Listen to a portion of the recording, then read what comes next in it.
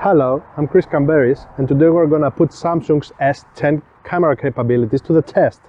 Samsung says that this is the next generation camera that will let you shoot like a pro even if you are not a pro. Let's see if this is true. This is a loan from my good friend George, so without further delay, let's see what it can do.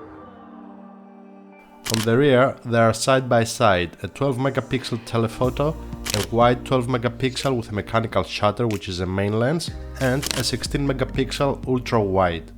The protagonist is definitely the wide lens with a 2-position mechanical aperture.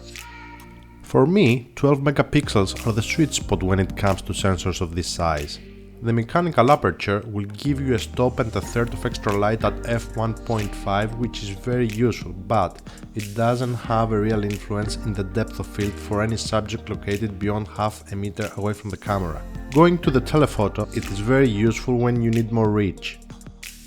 It is a classic 50 in full frame terms, and I can say that the quality is there. The optical stabilization keeps movement under control. My only complaint is that it doesn't shoot RAW files. Going to the ultra-wide lens, I can say that its focal length is very useful for landscapes and tight interiors. The quality is good, almost on par with the other two.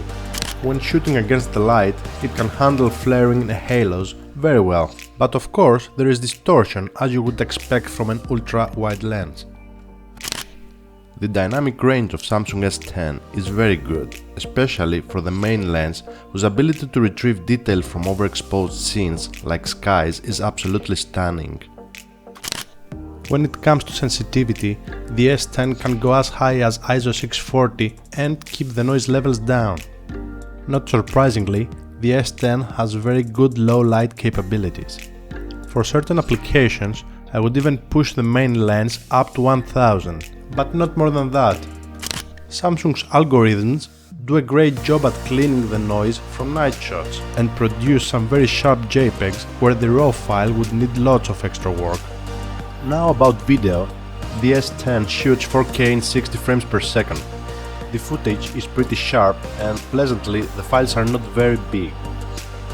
It can also shoot 240 frames per second in 1080p and 960 frames per second in 720. Yes, the quality goes down as the frames go up, but still it's very good. What is also very good is the super steady mode. It's just for 1080p and combines optical and digital stabilization to produce gimbal-like footage.